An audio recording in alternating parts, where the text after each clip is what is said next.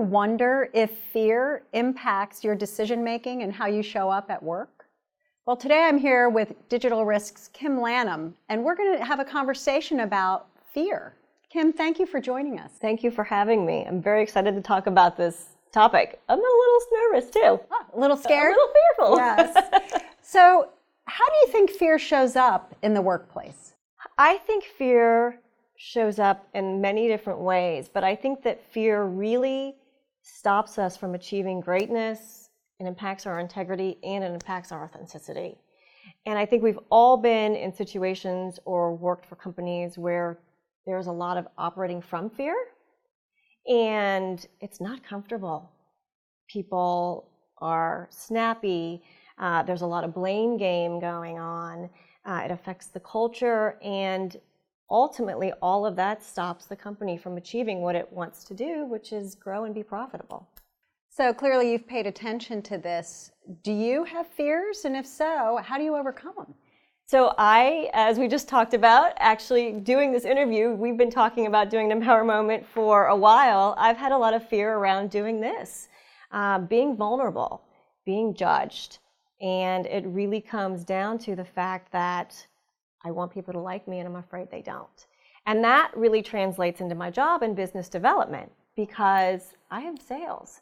I have to ask people all the time for business, and it scares me because I'm afraid they won't like me. And so I've had to do a lot of work around that, and I've been working with that quite a bit. And I have to break it down. I've gone to several mentors to ask them how to help with that. But really the biggest thing I had to do was change my mindset. And that was, I'm not asking a friend just to give me money, or I'm not asking a potential client who's also a friend to give me money. I have real value to offer in the services that we provide.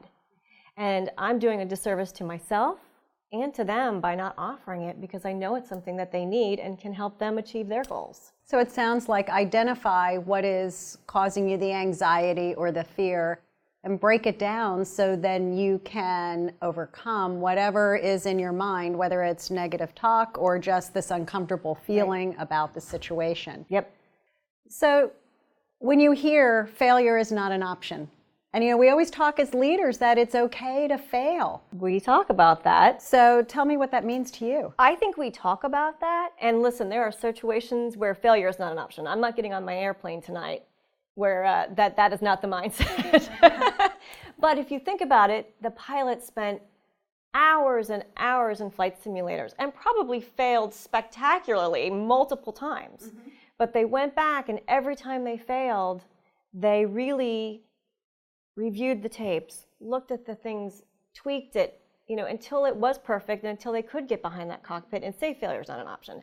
I think as women, especially, we hold ourselves to some greater expectation that we have to get it right the very first time, that failure is not an option. And we really have to break through that because I think, like you said, we as leaders say failure is not an option, but a lot of times the actions and the consequences don't show that.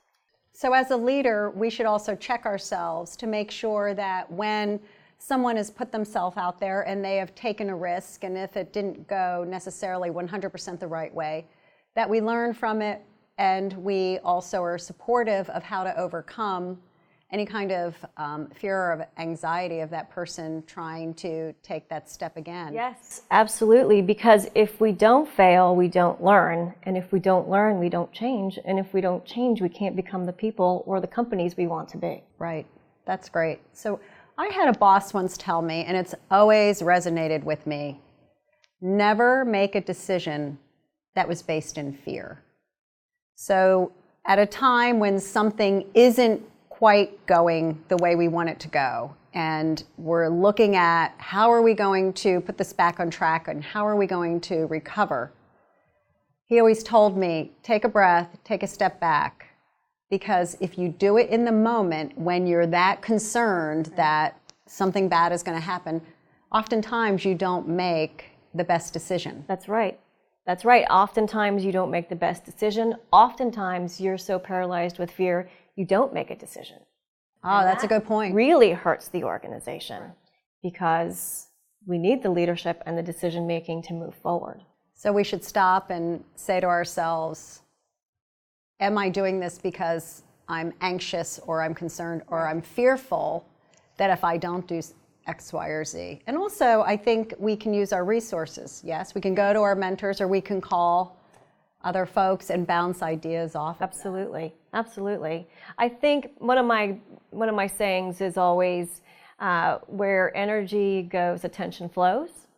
And so I think when we're fearful of something and you put positive energy towards figuring it out, going to your mentors, going out and looking for resources, it's amazing what just pops up and is there to help you. And if you do the opposite and you worry and you fret about it, all those negative things can come to you too. So, well, I was afraid to approach this topic, but you did such a great job. Thank you so much for being with us. Thank you. Thank you. This has been a great experience.